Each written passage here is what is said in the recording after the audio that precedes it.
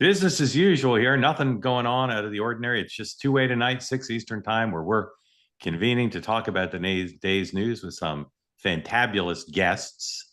And our topics tonight are going to be similar, but there's some new developments, but they're similar. We'll talk about Iran and assessments of the U.S. mission there. We'll talk about the New York City mayoral race, and then some cats and dogs, odds and ends.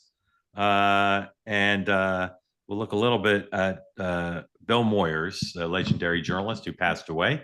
We'll show you a clip of Bill, and his great legacy will be discussed. A little bit going on with the president's big, beautiful bill as well.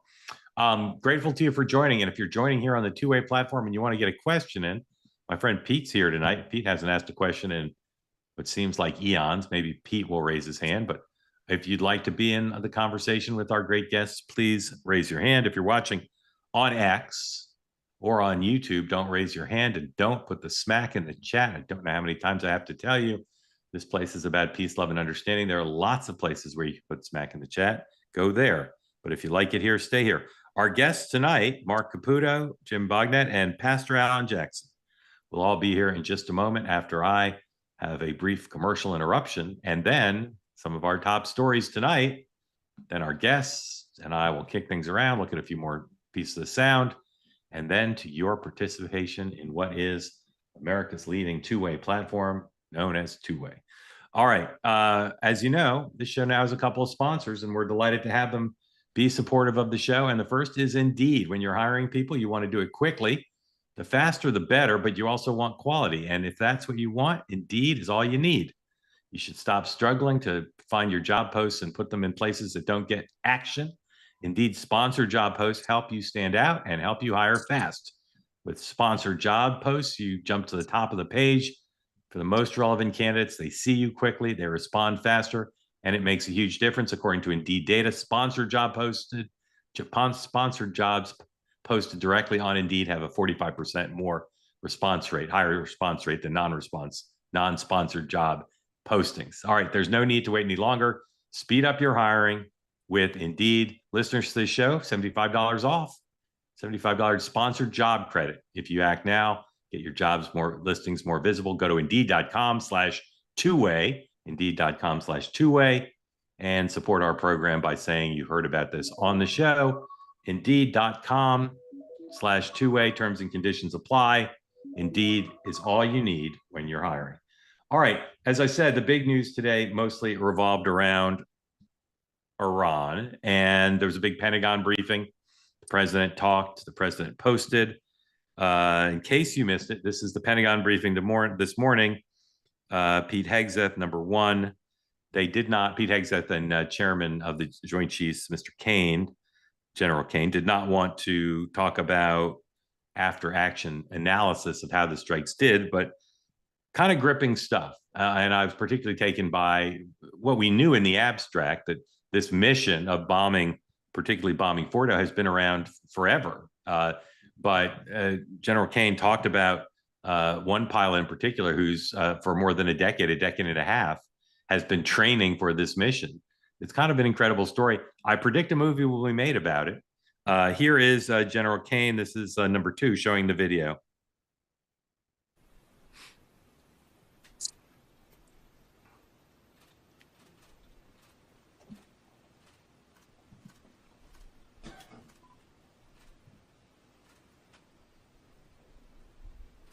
All right. You know what? Let's go to number three. Wait.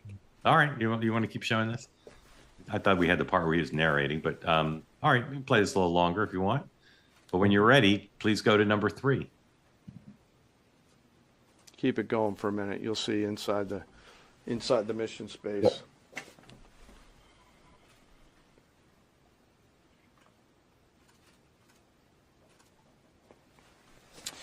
Unlike a normal surface bomb, you won't see an impact crater because they're designed to deeply bury and then function. I know there's been a lot of questions about that.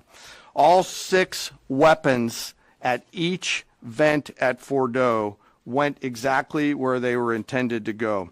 A bomb has 3 effects that causes damage: blast, fragmentation, and overpressure.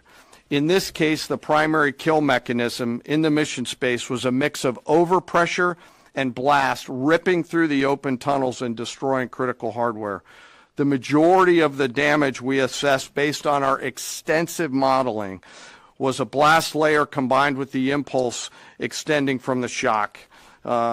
Imagine what this looks like 6 times over. All right. Let me talk about the graphic a little bit. And the GBU-57, which all of you I know is a 30,000-pound weapon dropped only by the B-2. It's comprised of steel, explosive, and a fuse. Programmed bespokely, fuse is effectively what tells the bomb when to function. A longer delay in a fuse, the deeper the weapon will penetrate and drive into the target. So on Fordo, in June of 2008, you can see these 3 holes. Depicted here is the main exhaust shaft with 2 additional ventilation shafts on either side. The United States decided to strike these 2 ventilation shafts, seen here on the main graphic, as the primary point of entry into the mission space. In the days preceding the attack against Fordo, the Iranians attempted to cover the shafts with concrete to try to prevent an attack. I won't share the specific dimensions of the concrete cap, but you should know that we know what the dimensions of those concrete caps were. The planners had to account for this. They accounted for everything. The cap was forcibly removed by the first weapon, and the main shaft was uncovered. Weapons 2, 3, 4, 5 were tasked to enter the main shaft, move down into the complex at greater than 1,000 feet per second, and explode in the mission space. Weapon number 6 was designed on each side, so there were 6 on each side. Weapons number 6 was designed as a flex weapon to allow us to cover if one of the preceding jets or one of the preceding weapons did not work. Sam, was that 3? Was that 3? I think it was, right? Yes. Yes. All right. So let me say 2 things that may sound contradictory to you, but they're not. You got to be skeptical of the government at all times. Government officials lie, particularly during war. Not impugning the current administration. It's just a general fact of history, and including the United States government. So we can't independently verify most of what they're saying, but and we need to be skeptical. But the other thing is, I don't like when people say the United States is the greatest country in the world. It sounds jingoistic to me, and I think it offends other countries. But there are incredible things about the United States, and what that briefing and this mission demonstrates, even if they're engaged in some hyperbole, is in the history of the world, there's never been a military like the United States. The level of sophistication and competence and care, and very well funded. But to plan a mission like this for like 15 years, and to have individual service members dedicated to thinking this through and gaming it out and practicing, it's just incredible. Just incredible. I never read the chat, but I do glance at it. So he says, well, why are you skeptical? I'm skeptical because my job as a journalist is to be skeptical. And there's nothing wrong with asking questions about whether they're telling the truth, because sometimes people in government lie, again, particularly during war. And you don't need to be a cynic to have that point of view. You just need to be a student of history. So I have no reason to doubt it, but you know, as the old journalism saying goes, if your mother tells you she loves you, get a second source. And at this point, we're reliant on the Pentagon to tell us what they say happened. And the video is obviously presuming it's real. Again, got to ask the question. It's kind of incredible, the level of technical competence. So there's the description of the mission. There's 2 sub-themes which continue on, much to my annoyance. If you've been watching me this week, you know how annoyed I am by these things. One is that the president continues to say, without full backup, that the Iranian nuclear program was obliterated. Amongst the reasons to be skeptical about that is there are reports today that Mr. Witkoff is negotiating, trying to halt the Iranian nuclear program, which if it were obliterated, we wouldn't need to negotiate over. Caroline Leavitt, the White House press secretary, briefed today, and she occasionally uses different words and more in line with Marco Rubio and others, substantial damage, etc. Here she is back to total obliteration, number 5, please. We look at the entirety of the intelligence that we have to this date. It concludes that these strikes on the Iranian nuclear facilities were absolutely successful. It was a total obliteration, as the president said, and not only does our own intelligence say that, but also the Iranian foreign minister has said that. We saw Israel conclude the same thing based on their own intelligence. We also had the United Nations say that as well. So I think the only other time the United Nations, Israel, Iran, and the United States has agreed on something is that the sky is blue, but they all agree that Iran's nuclear facilities were completely demolished. Again, that's a clever way to phrase it. The facilities might be completely obliterated, but that doesn't mean that all of the nuclear program is obliterated. And we still don't know whether they spirited out some of the materials in advance of the attacks or had some of it already located at other places. So we'll see. And the other sub-theme is the attack by the White House on the media for challenging the level of success of the mission based on one of 13 intelligence agencies issuing a preliminary report. I've made it clear the president shouldn't overstate it. The media should not overstate leaks that they get and the implications of that. But we also shouldn't be engaged at this time, in my view, on using the press's error to attack the press rather than let's deal with the reality, which is what the United States and Israel and others are going to do to deal with the Iranian nuclear program. All right, we'll talk more about that with our guests in a minute. I want to show you a couple more things. Here's Senator Murphy, Democrat from Connecticut, number 7, after the senators were briefed today by senior government officials from the executive branch, expressing some skepticism about the mission. Number 7, please.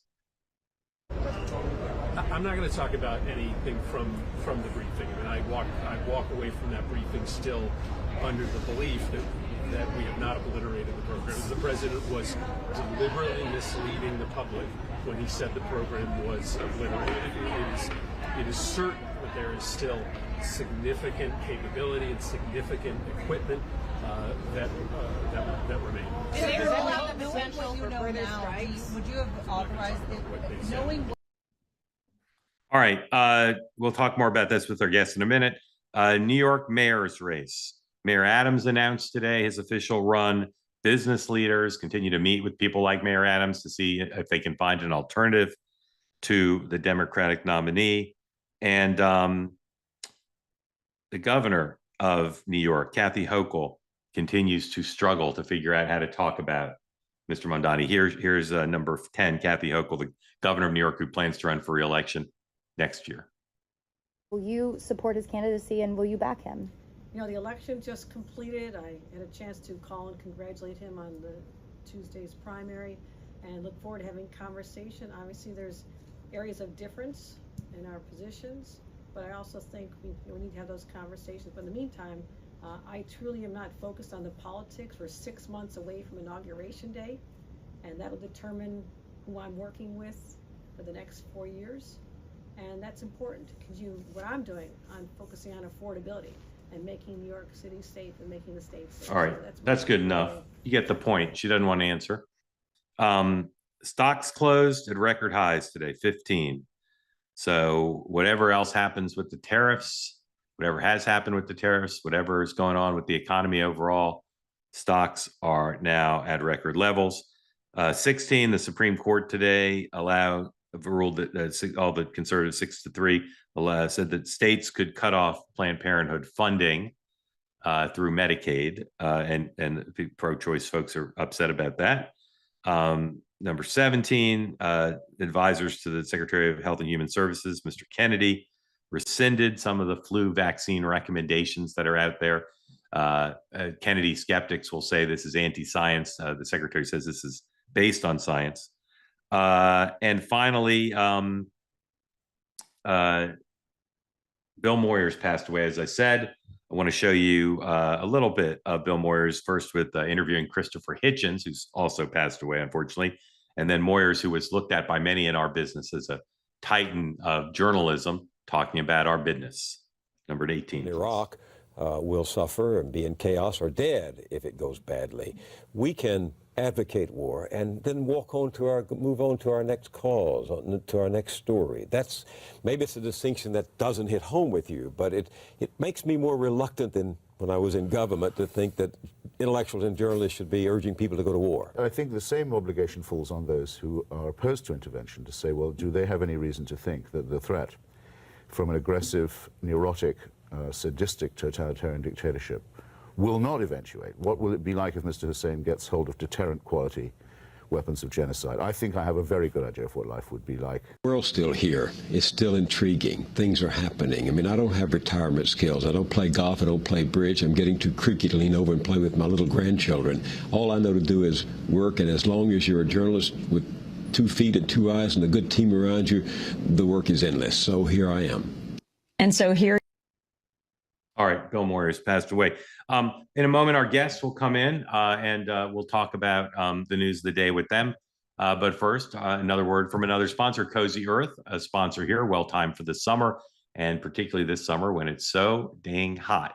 Their stuff is made from viscose from bamboo, naturally wicking away heat and moisture from your body, allowing you to sleep better and be cooler. Cozy Earth makes bamboo sheets. I got them. They're great. All-day tees, very comfortable. And their Studio Pant collection, all make you cool when it's hot. You can try their sleepwear now, get a 100-night sleep trial. If you don't like it at the end of it, you can return them hassle-free, but I bet you'll want to keep them. And if you do, the sleep stuff comes with a 10-year warranty on all the bedding products that allows you to sleep cooler.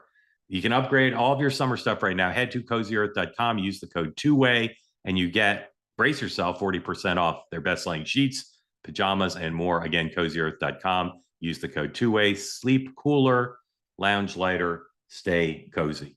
All right, let's bring in our guest now. And one is a regular here, Marc Caputo. I got somebody forwarded me, a very smart person, forwarded me a tweet of Marc Caputo today and said, is this guy really a journalist? He seems so fair.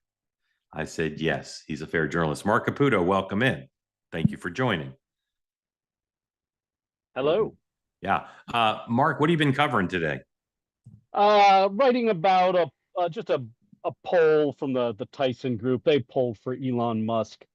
I just had them do a battery of Israel-Iran bombing questions because we keep doing these one-off stories like, oh, this one poll says this one thing about this one question, and figured, this is one of those things you have to ask like 10, 15 questions. So that should run tomorrow. All right. Look forward to that. Welcome in. Do you know one of our other guests tonight? Do you guys know each other, Jim Bognet? Do not. No.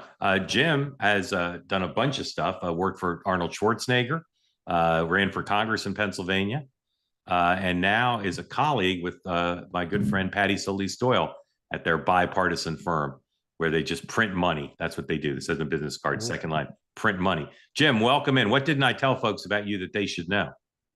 20 years in politics and public policy on the Republican side. Delighted to be with you tonight. Yeah, very happy to have you here. And our third guest, I don't see here. Somebody will bring him in when he's here. Pastor Alan Jackson. I don't see him here in my roster. So please bring him in when he gets here. Jim, we'll start with you. What's your general view now of the status of the U.S. mission in Iran? Does it seem over to you? Does it seem there's stuff pending? Well, I don't think it's over. I don't think it will be over, frankly, for the rest of President Trump's presidency. But I really think we're missing the point of all this. Seinfeld was a show about nothing. We're having an argument over these assessments, which seems like an argument about nothing. If I would have told you 3 weeks ago, before this all started, with Iran and Israel and our participation, that we would do something that had been talked about for 20 years, taking out Iran's nuclear program, that it would be done in one night, that it'd be done in one mission, and that afterward we'd have no American servicemen dead, that we'd have no civilians dead in America, and that we would have oil prices below what they were 2 weeks ago when Iran was first bombed by Israel, you probably would have thought I was insane. And yet that's exactly what happened. This was a major victory. You could call this Pax Trump right now. He literally has run the table here. And yet the mainstream media is having an argument about assessments. All right. Here's Mr. Alan Jackson. Pastor Jackson, welcome in. Tell people about what you call your little country church. How big is that church and where is it? The church is just outside of Nashville, Tennessee. And we have, on a typical weekend, we have 8,000 or 9,000 people on campus. How long's it been there? We've been here since 1980.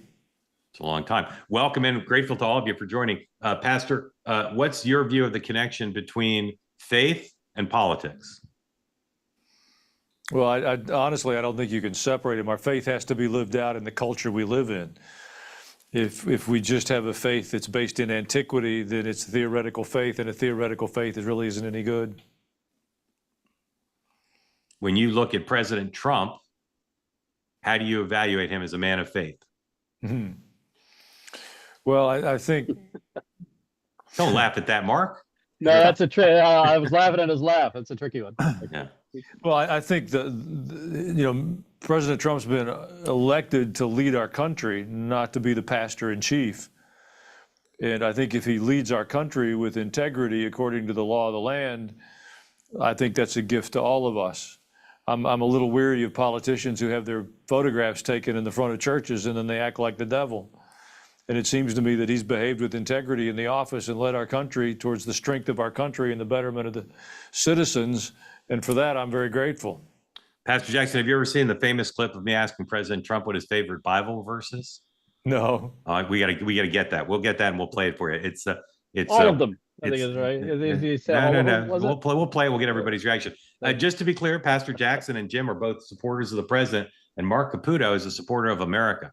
Not that the other two gentlemen aren't either, but Mark's a nonpartisan journalist. We love having him on because he's one of the few people who believes actually in calling balls and strikes. Let's talk about Iran a little bit more. Mark, my sense, I want to know if it matches yours, is that dealing with people in the administration and in the executive branch, today was a little bit of a turning point, even with the Pentagon briefing. Up until today, it really felt like wartime footing, like intense and intense. And today, to me, just ratcheted down just a little bit. I'm wondering if you sense the same thing or whether you think it's still tense or never was. I mean, they knew they believed they had dealt Iran a really serious blow. The Ayatollah was hiding. They had dropped, 30,000 bombs, and they believed they worked, and I can understand why. So I never got the sense that they were nervous about it. But there are two wars or two conflicts. There's the Israeli-Iranian conflict, and then there's the war against the media. And they are really happy to engage in the latter. Yeah. And enough media coverage was presented in such a way that it gave them purchase to prosecute that war today. Yeah, I agree with that. If you want to be in on the conversation, please raise your hand. We'll get to you folks before too long. Jim, what are your unanswered questions about Iran right now? We saw the Ayatollah surface this morning and put out a statement.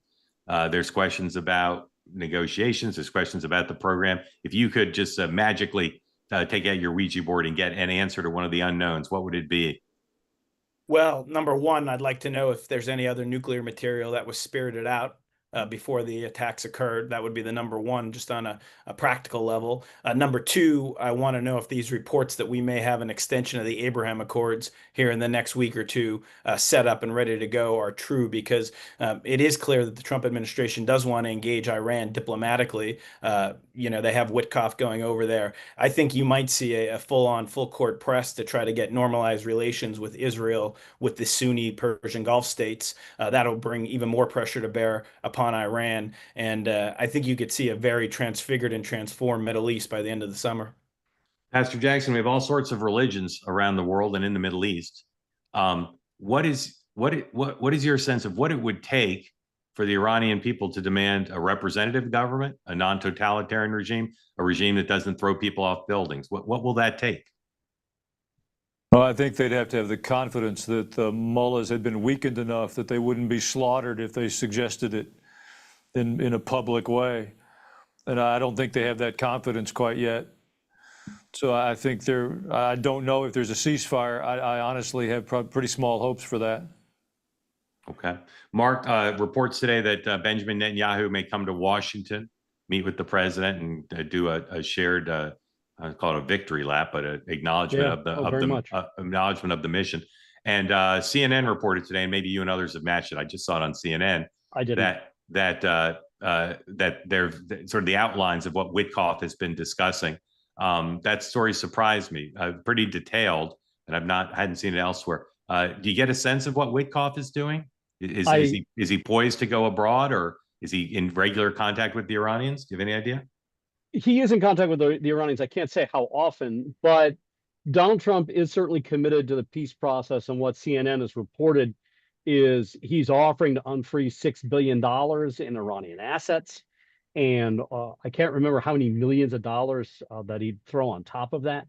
And it's pretty surprising because it sounds a lot like what Obama had agreed to back in the day. I cannot remember when the JCPOA, the Iran nuclear deal, was passed. Was it 2015, 2012? So it's 15. And it's a pretty remarkable thing. We'll put aside the debate over Democrats are just taking great umbrage of this idea, like, oh my God, the hypocrisy. I would imagine that if this is true, and I haven't confirmed it, the Trump White House position is going to be, well, the landscape is entirely different. We've done something, to Jim's point, that no one's done since the Iranian Revolution in 1979. We've just cowed the Iranians, and they're ready to come to the table. But, this might be fog of war stuff. I'm not sure. Yeah. So on that point, here's Caroline Leavitt, number 6, trying to make the contrast between the Obama-Biden posture towards Iran and what President Trump has done. Number 6, please. The Iranian regime was weeks away from being able to produce a nuclear weapon that would threaten the entire world before President Trump took this decisive action on Saturday night to obliterate their nuclear capabilities. The contrast in leadership could not be more clear. Barack Obama and Joe Biden sent pallets of cash, American taxpayer dollars, in a failed attempt to buy the Iranian regime's compliance with a weak and ineffective deal. President Trump sent a fleet of American warplanes to destroy Iran's ability to produce a nuclear weapon. The United States and the entire world are safer because of this president's decisiveness. Despite agenda-driven leaks by the fake news media aimed at undermining this incredible accomplishment achieved by President Trump and our brave fighter pilots, there is broad consensus emerging already that Iran's nuclear capabilities were indeed destroyed. The United States, Israel, the United Nations, and even Iran all agree they can no longer build a nuclear weapon. So why did the president immediately turn to obliterating after the Iranian nuclear threat? Securing peace. Within 48 hours of the devastating strike, President Trump and his team brokered a historic ceasefire between Israel and Iran and officially ended the 12-day war. The Middle East is now shifting away from chaos and bloodshed and moving toward the beginning stages of a new era of peace and stability that President Trump has long called on them to achieve. This was unthinkable at this time last week, and this is what peace through strength looks like. Okay, Pastor Jackson, my colleague Sean Spicer from the morning meeting says, in effect, I'm paraphrasing, the Iranians are no more trustworthy as negotiating partners just because they were bombed, and that he's still skeptical of a deal. Caroline Leavitt seems to be saying, and the president seems to be saying, now that they've been bombed, now that they're on their back foot, now that we've eliminated and Israel's eliminated some of their human assets and capability, a deal is feasible. What do you think of that debate? Well, it's a fascinating question. I think a deal is probably feasible because of the desperate condition of the current regime in Iran. But I think Sean Spicer has a point. I mean, Peter Drucker famously said that the best indicator of future performance is past performance. And we have a long history with Iran of not keeping their word or maintaining the deals they make if it suits their purposes to ignore them. So I think that old narrative of trust but verify is going to be required. I'm grateful that their nuclear ambitions seem to have been limited, but I don't think they've lost their desire to destroy Israel and harm America. So I think whatever deal is struck has to be one that is monitored and paid attention to. Yeah.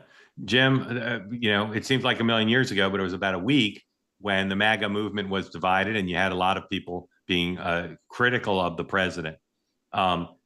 If he decides going forward, whether it's Iran or some other adversary of the United States, if he decides it seems to be gearing up to use military force, do you think the Tucker Carlsons of the world have now been defanged and they'll say, well, I guess this guy knows how to do it in a massive way that doesn't create the endless wars that they're worried about, or he hasn't settled that for some? I think the reports of MAGA disunity or fighting were greatly exaggerated.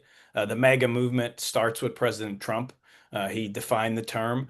He has gained tremendous trust from his supporters. While they may disagree with him on an individual issue, in the whole, they support and trust his decision-making. I think if you would poll Republicans right now, you would see 80 to 90% or higher support for what he did. So I just don't think that that's going to be a determinative thing. And let's remember, the first time is always the hardest time. It took tremendous courage for him to push the button and bomb Iran. The second time's a lot easier. So if, to the pastor's point, there is no verification of any promises they make, we can go back. Again, you don't want to do that. You'd rather do it at the peace table. But I think President Trump has shown he's willing to do that. And I don't believe there's any disarray in the Republican Party. I think they're four square behind President Trump, especially in light of the tremendous success we've seen. Mark, I'm going to put. Yeah, go ahead. I was going to say to add two things to that. One is that there were people such as Tucker Carlson who were able to sort of carve out a space for themselves to advance this narrative. And I'm not saying it was not heartfelt, but really it was Donald Trump in 2016, 2015, who was the one who sort of changed the way Republicans talk about this. When he was the first presidential candidate and you heard him get booed on stage to say that the war in Iraq was a mistake and to question overseas conflicts. Two, I think it's important to remember that at least since the Civil War, the Republican Party has been the party of the U.S. military. And there is this muscle memory embedded in its DNA where once war starts or military action starts, that peacenik stuff goes out of the window real quick. Yeah. Mark, I'm going to put you on the spot, and if you don't know the answer, you'll just say, no. Extraordinary. Now it's become kind of taken for granted. One man, a South Florida man, is both Secretary of State and National Security Advisor. I've not heard talk for a couple of weeks about the notion of replacing him. And I know from some sources close to the Secretary / National Security Advisor that he's a little concerned now that there might be job lock there, that as long as he does a good job, the president's due as well as keep doing it. But what do you know about his relationship with Witkoff, and not just about Iran, but in general? Very good. All the indications I've heard for quite some time is they've all gotten along. Now, there were some people a little while ago who were trying to spread the word, and I think these were sort of envious people who didn't like Rubio's rise, saying, oh, Rubio's been cut out of these talks, and oh, he's disfavored. There was never any evidence of that I was able to pick up, and ever since then, we've just seen more and more how much the president likes him. Yeah. Remember this, is that since 2017, when Trump first took office, Donald Trump and Marco Rubio have been working side by side on foreign policy. It's almost 10 years. Yeah. And he worked with Ivanka on what do you call it? Family Child leave, tax credit. Child tax credit. So yeah, it's an incredible, the arc of their relationship is pretty incredible. All right, we're going to do two more quick things and then we're going to go to your questions. So if you'd like to be able to ask these gentlemen something, please raise your hand. First, I'm going to show you all this moment this is from 2016 or 2015. I think it's from 2015 when I interviewed President Trump. And I'm going to want you all to just give a one-word reaction. Pastor, brace yourself. This might be hard for you. One-word reaction to what you're about to see. Roll tape. You mentioned the Bible. You've been talking about how it's your favorite book. And you said, I think last night in Iowa, some people are surprised that you say that. I'm wondering what one or two of your most favored Bible verses are, and why. I wouldn't want to get into it because to me that's very personal. When I talk about the Bible, it's very personal, so I don't want to get into verses. I don't want to get into. There's no verse that means a lot to you that you think about or cite. The Bible means a lot to me, but I don't want to get into specifics. Even to cite a verse that you like. No, I don't want to do that. You're an Old Testament guy or a New Testament guy? Probably equal. I think it's just an incredible. The whole Bible is an incredible. I joke. Very much so. They always hold up the Art of the Deal. I say my second favorite book of all time. but I just think the Bible is just something very special. All right, Jim, one word. Incredible. Incredible. Good. Mark. Trump. Pastor. Encouraging. Encouraging. All right. All right. Love it. I just want y'all to just tell me 1-2 sentences. What would you say if you were lecturing to some high school students? What would you say is the lesson of the winning, the result of the New York City Democratic mayoral primary? What's the lesson? Pastor, you first. Well, I think the basest part of human nature always makes us vulnerable to people who are promising something. And I think we saw that on display once again. Okay. Jim. The lunatics are running the asylum. All the energy in the Democratic Party is in the socialist part of it. And if Zoran Mamdani is the face of the Democrats, 2026 will be a great year for the Republicans. Sounds like you think Gotham City should be sending up the bat signal. Mark. 4 things. Yeah. Charisma matters. Talk about things that people care about and have solutions, whether or not they're good or not, who knows, but you got to offer people solutions to their problems or the appearance of it. Have a great social media team and appear authentic, and then have a terrible opponent like Andrew Cuomo, who runs a campaign as if he stepped out of a time machine covered in a cloak of scandal. All right, good list. All right, time for your questions. Raise your hand as I bring you in. As always, tell folks who don't know where you are what is on your mind for these great guests. Robert from the Pennsylvania Lehigh Valley, welcome back. Question for the group. Yeah, I mean, one comment I would make on the New York City race, which we're using in our activities here in the Republican Party, and we're right next door to PA8 where Jim had run in PA7. We're going to have our hands full in the midterms than we did in 2024. But I would have to say that, you know, unfortunately, that demographic, the millennials, are sadly very desperate. You know, they don't have the opportunities that we had, that none of us of our age had. I remember coming back from Europe in 1989 with, you know, as the meme joke goes, the 2 nickels in my pocket, and walking down to the savings and loan and saying I wanted to buy a house. And they said, okay, kid, we'll get back to you. 4 weeks later, they called me up. They said, hey, okay. And, you know, I bought my first house in the West End of Allentown for $89,000. And they gave me a hammer, complimentary screwdriver, and paintbrush, and said, good luck, kid. And that was it. And my mortgage payment was $800 a month. I made that mortgage payment. They don't have those opportunities today. So, and that's just one example. The cost of inflation is just out of control, and everything. And you know, they're desperate. Now, that doesn't mean they should be reaching out to solutions that are proposed. But when you corner people like that, you're going to come up with these types of events. On the left, you have a fellow that just won the primary there. And on the right, as people on the left would say, you would get a Trump-like candidate. And while we worked very hard in Pennsylvania to get Donald Trump elected, many see him as a radical, almost the isomer of this candidate in New York. So we got to help people, give them opportunity, and that's what we were working for. I had a question specifically more so for Jim, which was that, you know, what do we need to be doing here in Pennsylvania to improve prospects for more success for the America First agenda here? You know the state. I know the state. Talk to me at that level. Yeah, Pennsylvania's ground zero for the mega Republican revolution. I mean, if you look at it, when I first ran for Congress in 2020, Democrats had a 900,000 registration lead. It's under 200,000 right now. We picked up 2 seats this past time in Congress, but we won 3 of our races by less than 2 points. That's Perry, Bresnahan, and McKenzie, your representative. Yep. So we need to keep registering voters. I think there's a chance, even in the face of Shapiro's machine, we could flip the registration edge by the election next year. I would say the key in my mind is keep making inroads among Hispanic voters. They very much overperform for Trump. Keep making inroads among African-American voters in Philadelphia. But the number one, the most important point is to get enthusiasm and turnout up My number one concern is there's many voters who came out for Trump in 20 and 24 on the Republican side that didn't come out in the midterms. We need to make sure that we're as energized in the midterms on the Republican side as the Democrats will be, because there's a lot of energy in the socialist Democrat left. We saw that yesterday or 2 days ago in New York. We need to combat that in order to keep the House. Robert, thank evidence. You. Yep.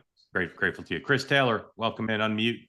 Tell folks who don't know what beautiful state you live in and what's on your mind. So I'm in northern Idaho. You see a picture of what I see out my window. And this is kind of partly for Alan Jackson, Pastor Alan Jackson. I'm coming from a very conservative religious family, not so much political. But Grandpa Taylor, I've mentioned on this show before,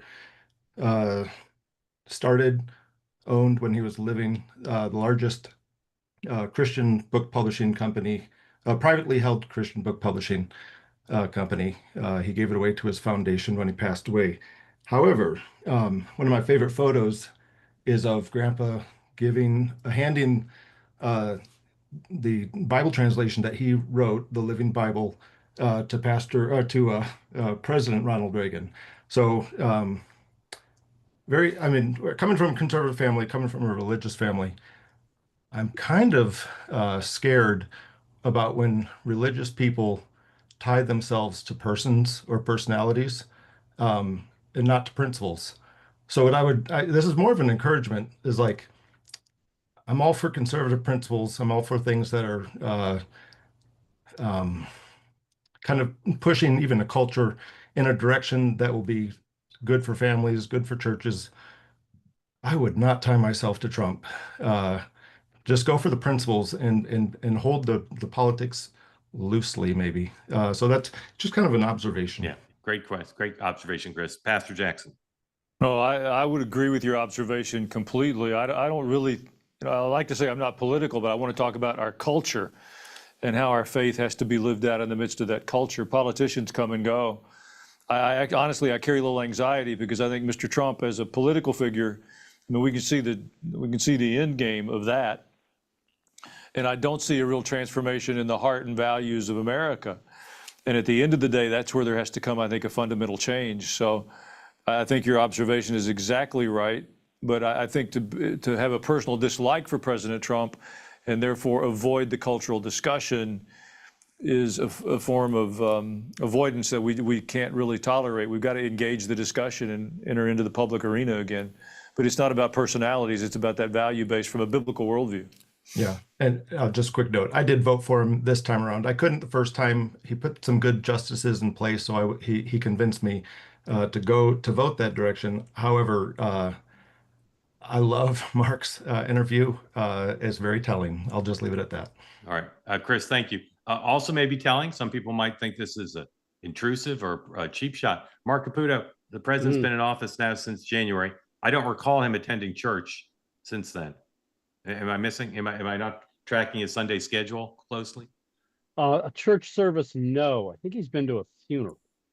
Okay. I'm trying to remember which one it is. Yeah. Okay. Wendy, the Pope's actually. The Pope's. Okay. Yeah, the Vatican. Not quite the same. Wendy, welcome in. Tell folks who don't know where you are and what's on your mind for Jim, Pastor Jackson, and Mark.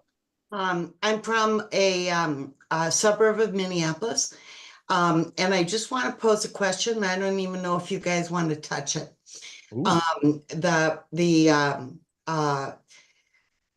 I have a concern from a lot of research I've been doing since the towers went down about the Muslim Brotherhood, not the Muslim faith, the Muslim Brotherhood, and the intentions to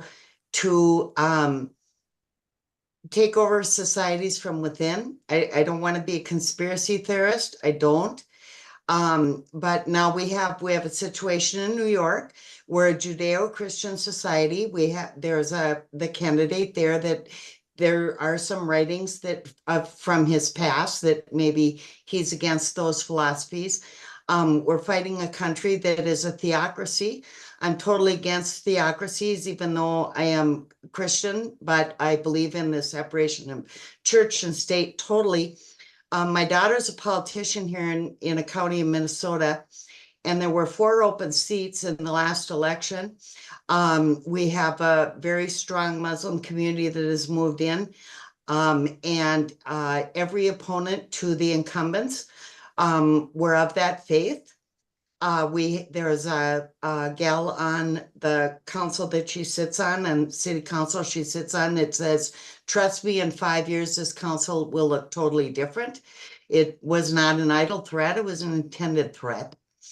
And I'm just wondering if there's any discussions in the political realms at all with what we see going on in France and what we see going on in England, if there's anybody talking about a concern of people intending to plant their theological thoughts into government control in the United States. Okay, Wendy, let me say a few. I'm worried over nothing. Okay, let me say a few things and turn it over to the group to respond.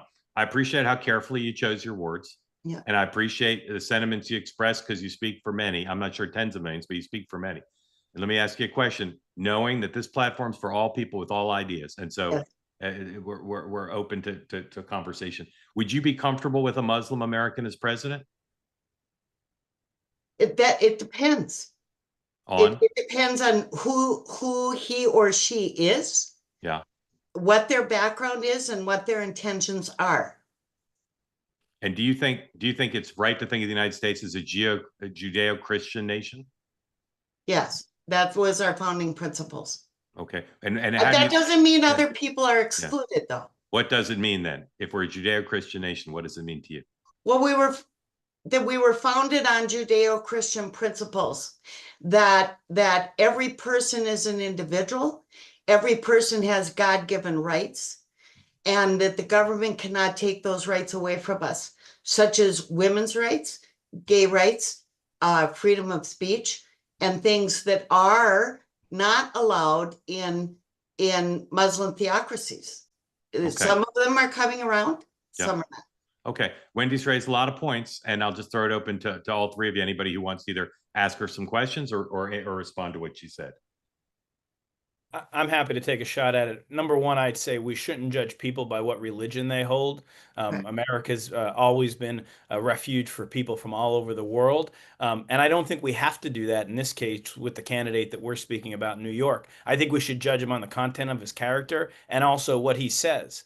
And when he says we should defund the police, when he says we should globalize the Intifada, which is a violent jihadist movement. Right. And when he says that we should arrest Bibi Netanyahu if he comes to the UN to make a speech, those are very telling parts of his character and his platform and just how radical he is. He is not a threat because he is of the Muslim religion. He is I would say, beyond the pale candidate because of what he believes and what he said and what he's quite proud of saying. And that's why the people of New York should vote against him. And that's why the Republican Party will take aim at him. And we will illustrate just how radical of a candidate he is. And all of these Democrat politicians that are hugging him. And I think it was very telling that in the clip Mark showed, Governor Hochul did not hug him. They know how radical he is. They know how beyond the pale he is. And I think it's kind of a gift to the Republican Party that he is now the face of the Democratic Party in New York City. Okay, Mark or Pastor Jackson, address Wendy's broader concern that there may be some effort to take over state, local, federal government. I mean, I don't know if there's an effort that's from a central planning organization, Jeddah or Mecca or whatever, but we're going to hear more of this because growth and immigration is part of the American story. And when you have different people from different parts of the planet with different religions move en masse to different areas, this happens. So while I don't think it's necessarily coordinated, the reality is we are a democratic society, and when a number of like-minded people move to an area and they realize they can gain more political power and favor by organizing politically and getting elected, this is what we're going to see. Pastor. You know, I mean, I agree, I think, with Wendy's premise that we have a Judeo-Christian heritage as a nation. We've never been a uniquely Christian nation. That Judeo-Christian heritage has enabled us to encourage diversity. And I think the Muslim community has every right to be here, but I think the rules need to apply equally to that worshiping group. and the notion of separation of faith from in political engagement, it seems to be has been pointed far more directly at some segments of the religious community than in others. And that gives some advantages in the political influence that they are able to exert. And so I think they all need to be treated equally before the law. And I think the public debate and awareness that worldviews have consequences in the laws that shape us and the way we live together is important, and that has to be carried out in the public square. We are a nation of immigrants. And the Christian faith, I believe, can stand up to that discussion, but we can't squelch our heritage. Wendy, thank you. Also important to remember is that, yes, the founders were Christian. They were also Enlightenment figures, what we, to a degree today, would kind of call classical liberals, where they didn't want a state-sponsored religion, not just because they thought religion would poison government, but they thought government would poison religion. Yep. And that's an important thing to remember when we kind of look at our heritage sort of in total. Pardon the purposeful irony. Amen. Cody, welcome in. Thank you for joining. Tell folks where you are, what's on your mind. Thanks again, Mark. I'm back. I'm Cody from Mississauga, Canada. I have a question tonight about trade. Trump today announced a trade deal with China, and they officially signed the trade deal between the United States and Britain at the G7. My perspective as a Canadian, I do believe that Trump is right about a lot of the irritations that the United States has with Canada when it comes to trade, funding our military, and securing our own border. So I guess my question is, what's taking so long? And better yet, are we beating America around the bush, or is there something that is holding this trade deal up? Yeah, well, I'll start. There's a little bit of territorial issues within the U.S. government and lots of different hands on the things, and I think that's holding it up a bit. There's no rush in the sense that the president's kind of in the sweet spot now. The Treasury's taking in some money. The economy's doing at least okay, maybe better. The stock market's at a record high. So the pressure to get the deals or call off the trade war is pretty low at this moment. And the president's got a lot on his plate, as do the other officials, to negotiating these deals. So what's taking so long is there's no forcing mechanism right now. And they're trying to strike as many bargains as they can. They've been on the precipice of 2 or 3, 1 or 2 in Asia, maybe 1 in Europe. And for whatever reason, they're not there yet. Mark, what do you know about all that? I don't know much. I do know that if interest rates remain as stubbornly high as they are, being based in Florida, we pay attention to things like the real estate market. If the real estate market is sort of moribund, prices don't fall, there is going to be a huge problem. And where does Canada fit into this? You supply so much lumber that it is crucial to United States growth. Now, in the Southeast, we use Southern pine, but almost everywhere else, Canadian lumber is just so crucial. So I don't see the pressures of that coming to bear yet, but kind of stick around. Until then, Trump does have a tendency to get sort of distracted by big events of his own making to a degree, and also world events. And he's sort of lost interest and care about Canada for now, as you've seen, but that can always snap back. Jim, yeah. Pastor Jackson. I'll just say that President Trump mentioned today in his big, beautiful bill press conference that $88 billion in tariff revenue has been collected this year. So it's pretty clear that he's very focused on that to help backfill some of the money that's going to go out in tax cuts. So I think what we're going to see is a rolling amount of trade deals. It's funny, the 2 weeks that was said about Iran, the 90-day pause, I predict that there will be more pauses in our future as we negotiate these trade deals over the rest of the year. Thank you, Jim. Alan Jackson. Yeah, I don't have any unique insights. It's just as an observer, it seems that Trump begins these dialogues by making these extreme statements. And then when it comes down to the real negotiations, there's something more towards the center. And I think we value the partnership with Canada, and I think that'll ultimately be expressed in the deal that gets cut. Okay. Beth, we have 2 kinds of viewers, community members here at Two-Way. Those who, when I call on people who are driving, find it hilarious, and those who say my license should be taken away for risking your life by calling on you. And I like both groups. So I'm going to call on you, Beth, but I'd like you to pull up. I'd like you to pull over. I know she is. That's because she's driving. Beth, I'd love for you to pull over if you can. Okay, but well, Now that you've unmuted, and Okay. and I'm going to get the hate email anyway. Go ahead, tell folks where you're driving, where you're headed on a Thursday. I'm on Lakeshore, Inner Lakeshore Drive in Chicago. Yeah. And I really appreciate Wendy's comments. And what I would love to have answered, and I've asked this before, the intolerance that the Islam faith shows through the way they treat women and the expectations, and they couch it in the explanation that women prefer the modesty. But nobody is ever going to convince me that women who live in very hot, humid countries would ever agree to be completely covered. And when you listen to Muslim men explain it, they describe it more like women are considered more of a property. So I think Americans are kind, generous, tolerant people by nature. But I have the same concerns that Wendy has, because in Chicago, there are neighborhoods where women are walking around completely covered and it's 90 degrees. And it doesn't make any sense. It's so medieval. And I think that she asked a question about who speaks about this. And I think Beth, we're losing you. We're losing you a little bit. We got the point, and again, DLE is probably the most notable.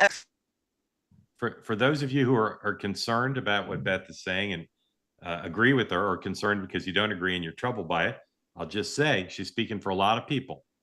So we need to address the point of view. Who we've already addressed it a bit, but who'd quickly like to weigh in on what Beth said? Any of you? I nominate the pastor. Well, I think, there's a great deal of diversity within every religious community. It's true within Christianity, it's true in Judaism, it's even true in Islam. So I think the challenge is, which version of Islam are we seeing? In the nations where Islam is the primary authority, women clearly have very little freedom. If Islam in our nation, where Islam isn't the primary authority, the infrastructure, women still have an opportunity for a good bit more freedom. But in the places in the world where Islam is the governing authority, women's liberties are greatly limited. That's a matter of observation. So I think we have to understand what's happening and make our decisions based upon that. I think her concerns are founded in fact. I also wonder how long that's going to last. There were newspapers in Wisconsin famously in the 1900s that were all German, and people were concerned about all these Germans. And well, not only are newspapers no longer around, but everything's sort of English. And I just think in the United States, our sort of, not liberal as in Democratic Party liberal, but our classical liberal ideas of freedom of religion, freedom of speech, freedom of capital, eventually causes a lot more assimilation than it does negotiating away our culture to places that require women to wear, full chadors and burqas or whatever it is. Yeah. So I just wonder how transitory it is, given the United States' culture overall. Well said. Jim, thank you for coming for the first time. Alan Jackson, Pastor Jackson, thank you for coming. Mark, thank you for coming back. Very grateful to have you all here. Thank you. Have a good night. Hope you'll come back. Tell you about a few things coming up here in 2 minutes. Moynihan Report. Michael Moynihan. It's what my colleagues are calling the Battle of the Two-Way Network Stars. With Michael welcoming in Bridget Fedesi and Ethan Strauss, both of whom have shows on this platform. It's a great opportunity, if you haven't sampled their shows, to kind of have the buffet there with Michael, Bridget, and Ethan. So please watch that, the Moynihan Report on YouTube, or join it on the Two-Way platform. Go to tway.tv. Also available now, my program on the Megyn Kelly Network. Next up, I've got a reported monologue on the similarities between the President of the United States and the Democratic nominee for mayor in New York City. I recommend it to you. I think the similarities between their influence, their style, how they're addressing working class voters is more similar than people realize. And Meghan McCain joined me to talk about her interview with Usha Vance. Usha Vance's first full-length on-camera interview. Here's a clip of my conversation with Meghan from next up, number 19, please. What's your sense of how she feels about being part of MAGA, about being part of the Trump administration?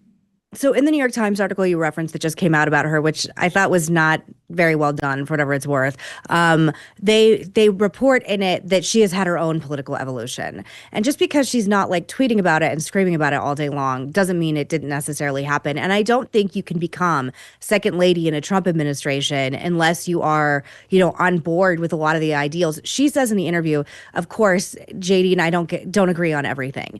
Who does? I disagree with my husband on 50% of things, but I do think, one of the things I also relate to with her and the vice president is I've had my own evolution with Trump, and I've had my own evolution with, where we are in the world. And I think for a lot of people like the vice president and like Usha and like myself, and I can't speak for her or him, but just from what he said publicly, the left has gotten so radical that you find yourself in a lot of ways, especially in my age range, identifying more with the ideals of the right, particularly if you have young kids and you have, a different kind of life than I did when I was in my 20s. So I don't believe she's anti-MAGA. I think that's something ugly people want to say and act like she's, let me tell you something. That is not a woman who's not going to do exactly what she wants to do. She's a highly accomplished, as you said, lawyer and intellectual. I just don't believe it, and I think it's actually pretty sexist remark to say.